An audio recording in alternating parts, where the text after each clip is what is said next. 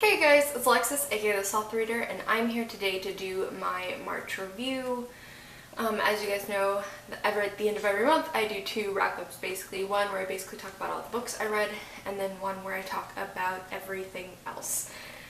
So the stuff I did in March, the movies I watched, the TV shows I watched, and all the other stuff I did. You can definitely tell I'm not in my apartment. I'm visiting my parents for the weekend. Yeah, I'll just go ahead and get into it. The first thing I want to mention is the TV shows I watched in the month of March, and the only TV show I really watched in the month of March, pretty much the TV show that kind of completely took over my life, and that was How to Get Away with Murder. For those of you who don't know, How to Get Away with Murder is by Shonda Rhimes, so she's the same lady who did Grey's Anatomy and Scandal. So I haven't watched Scandal, but I used to watch Grey's Anatomy a long time ago. And so How to Get Away with Murder is basically about this group of 5 law students who are studying under Annalise Keating, who is this really famous public defender, and they're basically trying to learn how to be really good lawyers from her, but kind of under the course of them working under her, they get involved in this murder plot. And it's basically, the season kind of goes back and forth between them trying to cover up this murder that they're involved with while also taking place in the past to the events that lead up to this murder that they're in. And I love How to Get Away with Murder. I watched the first 2 seasons and I got halfway through season 3 in March. I absolutely love it. I'm a huge fan of Viola Davis as an actress, and she plays Annalise, and I think she does a phenomenal job. It also stars Alfred Enoch, who played Dean Thomas in the Harry Potter movies, so he was a pleasant surprise. It also stars the guy from Orange is the New Black, the nice guard who has the fake leg. He's in it as well. And then there's a bunch of other people that I had never seen them in before, but I think that they're standout. The thing I love the most about How to Get Away with Murder is just the characters. You kind of really like all of the characters, but at the same time you kind of want to throttle all of them, because they all, at some point or other make stupid decisions, and you're just like, what are you doing? Stop doing the thing. Stop. Stop doing it. Stop. So, I really like pretty much all of the main characters, so Annalise and then the Keating 5, which are the 5 students. I really like them. 3 seasons in, and I still kind of want to root for all of them, even though I already know what happens in season 3 and it's gonna break my heart. So anyway, but pretty much the reason I was like, oh, I need to watch this immediately is because I heard of this character's bisexuality, and I was like, gonna be checking that out. But yeah, I really love it. It's probably gonna be one of my new hook shows that I'm super excited to continue on. And yeah, again, I'm a big fan of Viola Davis, so. The next category I want to talk about is the anime I watched in March, and I only watched 2 anime, and I didn't even complete either one of them because I kind of got caught up in watching How to Get Away with Murder.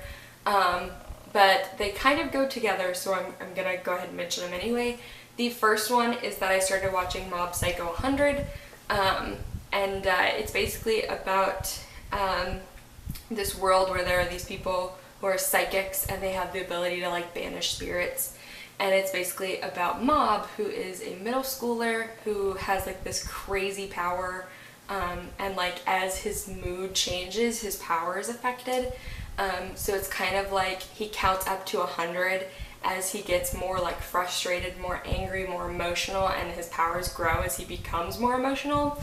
And it's basically about him as working as an apprentice for a guy who's a fake psychic. He actually doesn't have any psychic ability at all.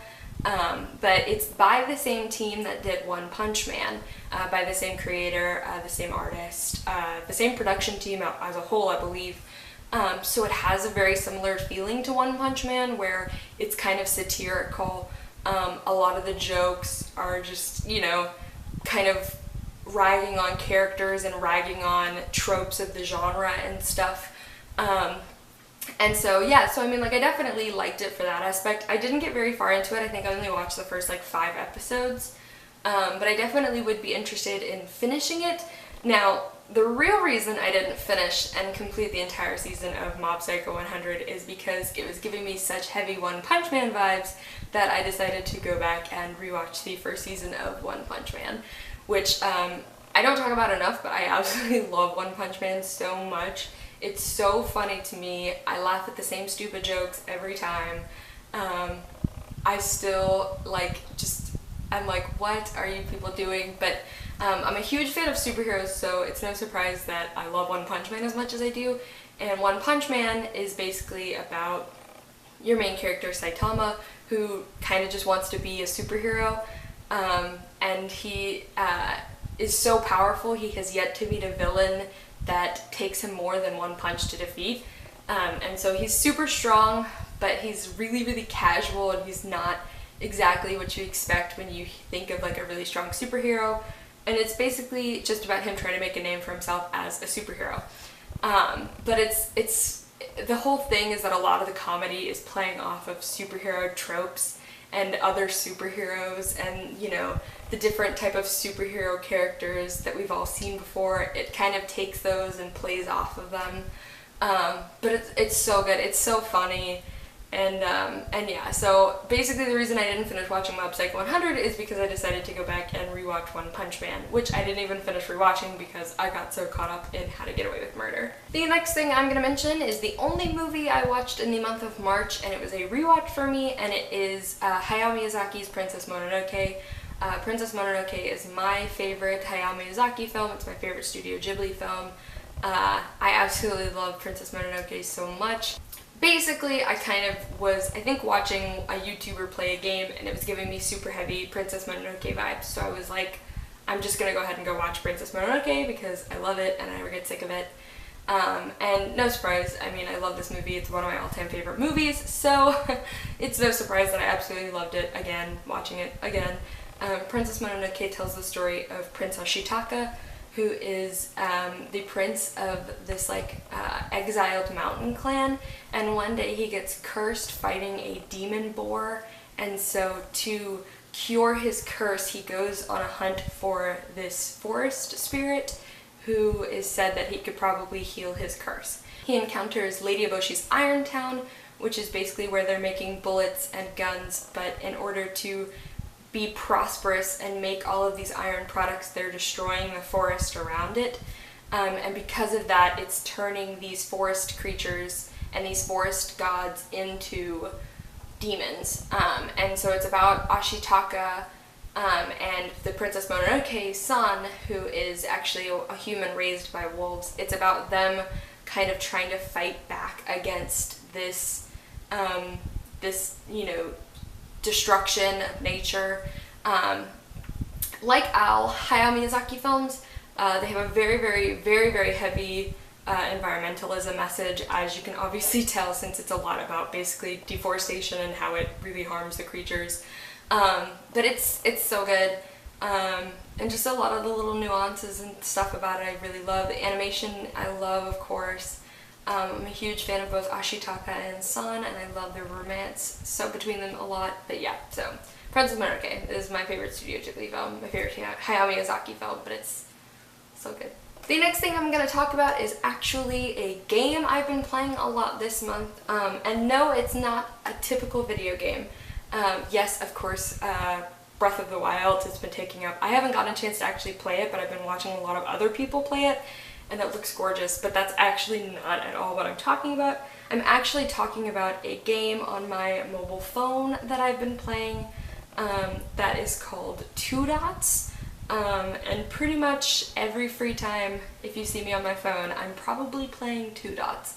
I really, really like it a lot. I really, really like it. It's really cool, and I like that it's like there's a colorblind mode, so for people who are colorblind, they still have an option to play it, which is really, really cool to me. I really, really like that. Like, that was one of the things that when I first played it, I was like, oh, that's super awesome. And I'm not colorblind, but still, like, I still think that that's really cool that, like, they thought to put that in the game so that colorblind people could play. So if any of you are colorblind and you're looking for a good phone game, check out Two Dots. It's super cool. The last thing I'm going to mention is kind of the big thing I did in the month of March, and that was take my trip to Louisville, Kentucky. You guys probably saw the video I did with my friend Suzanne. If not, I will link it down below. But Suzanne and I have been friends. Actually, we met, I think, on Tumblr, and we've never actually met in person before. I'm the person that your parents told you not to be. Don't meet internet strangers. Don't meet internet strangers. But Suzanne and I mean, we've been friends for 4 or 5 years, I don't remember. And so we kind of just were like, well, we should go ahead and meet. And so I basically drove up to Louisville, and we hung out for an entire week, and it was awesome. I'll try to pick some pictures out and insert pictures around. That was my first time being in Kentucky. It was my first time being in Louisville. I really liked it. On my drive back, it was snowing, and that was the first time I've ever driven through snow. But it was really pretty, and I really enjoyed it. I got to listen to the To All the Boys I Loved Before audiobook, and it was amazing. It was awesome to see Suzanne and to get to see a friend in person that I've had for a pretty substantial chunk of my life. So that was really cool. But seriously, be careful about meeting strangers on the internet. Anyway, watch out for my wrap up. It'll be coming pretty soon, and I'll see you guys in another video. Bye!